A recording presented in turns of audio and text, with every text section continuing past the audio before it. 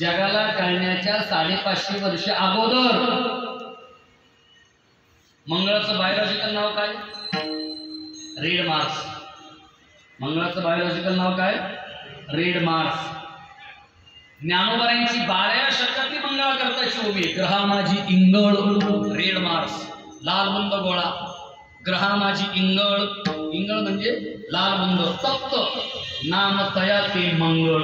ही जगाला कळण्याच्या 550 वर्ष अगोदर तुमच्या अरिस्टॉटलची केव्हा आली? सगळी गोष्ट कोपर्निकसची गॅलिलिओची दुर्बीण केव्हा आली? 1618 ला. ज्या दुर्बिणीतून जगाला 17व्या शतकामध्ये मंगळ लाल बुंद गोळा दिसला, जगाला दिसण्याच्या 550 वर्ष अगोदर ज्ञानोबारांचं विधान मंगळा संदर्भात. मी अजून धक्कादायक विधान करू का?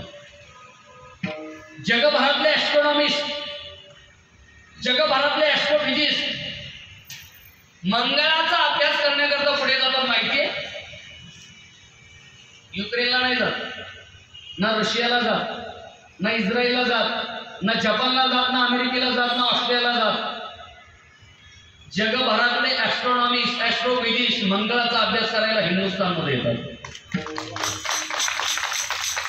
पृथ्वी किती मोठी आहे? पृथ्वीचा डायमीटर आहे 12,742 किलोमीटर. पृथ्वीचा डायमीटर किती आहे? 12,742 किलोमीटर. एवढ्या मोठ्या डायमीटरने व्याप्त भूतलावरचे सर्व ऍस्ट्रॉनॉमिस्ट, अंतराळवीर, खगोलशास्त्रज्ञ मंगळाचा अभ्यास करण्याकरता, अंतराळाचा अभ्यास करण्याकरता हिंदुस्थानमध्ये येतात. केरळ फार प्रगत आहे म्हणून केरळला नाही जात, महाराष्ट्रात येतात. महाराष्ट्रात पुणे जिल्ह्यात येतात.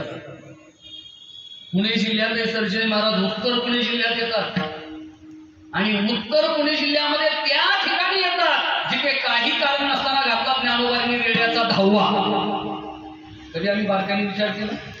पैठणला गेले ज्ञानोबाराय का? घोडेगावच्या परिसरात आले, भीमाशंकरच्या परिसरात रेड्याचा धावा घालायला. तिथून 600 मीटर अंतर आहे, हवाई अंतर. गावाचं नाव आहे गिरवली.